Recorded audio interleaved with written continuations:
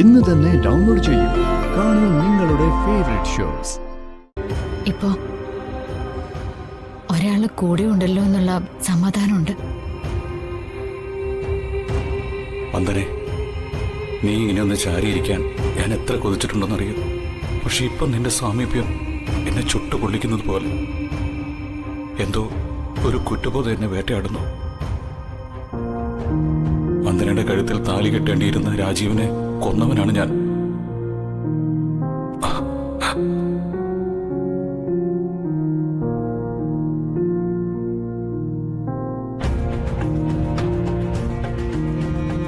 എന്താ ജഗന്റെ ഉള്ളിൽ എന്തോ സങ്കടമുള്ളത് പോലെ. അത് പിന്നെ വിക്രം മുത്തശ്ശി കാണാൻ വന്ന കാര്യമാണ് ഞാൻ ആലോചിക്കുന്നത്. അയാളോട് വന്ദനയുടെ പ്രകാശേട്ടൻ ദേഷ്യത്തോടെ സംസാരിച്ച ശരിയായില്ല. സഹോദരിയെ കൊന്നൊന്ന സംശയം കൊണ്ടാ. പക്ഷെ അത് പ്രകടിപ്പിക്കാൻ സമയവും സന്ദർഭവും നോക്കണമായിരുന്നു. എന്താ വന്ദനെ, ഞാൻ പറഞ്ഞത് ശരിയല്ലേ? ശരിയാണ്. വർഷയുടെ അപകടത്തിന് പിന്നില് എനിക്കും വിക്രമിന് സംശയമില്ലാതില്ല. പക്ഷേ അതിന് തെളിവില്ല. തെളിവ് കിട്ടും വരെ വിക്രം സഹതാപം അർഹിക്കുന്നുണ്ട്.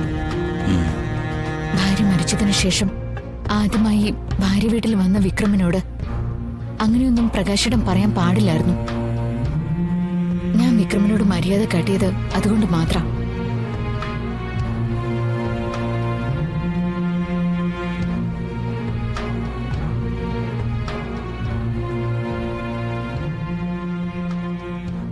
വന്ദനെ, ഈ മുറിക്കുള്ളിലെ ജീവവായി കുറഞ്ഞു വരുന്ന പോലെ ആ ആക്സിഡന്റിന്റെ കാര്യം നിന്നോട് പറയാതെ ഇനിയും മനസ്സിൽ വെച്ചോണ്ടിരുന്ന ഞാൻ ഹൃദയം പൊട്ടി ചത്തുപോകും.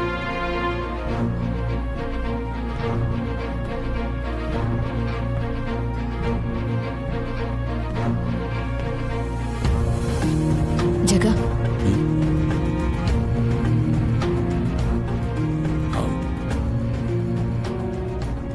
വിക്രം എന്തിനാ ഇപ്പൊ ഇങ്ങോട്ട് വന്നത്?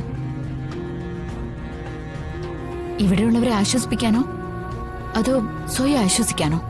അച്ഛമ്മയെ കാണാനാണെങ്കിൽ ഒച്ച അനക്കോ ഇല്ലാതെ കള്ളനെ പോലെ വന്നത് എന്തിനായിരിക്കും?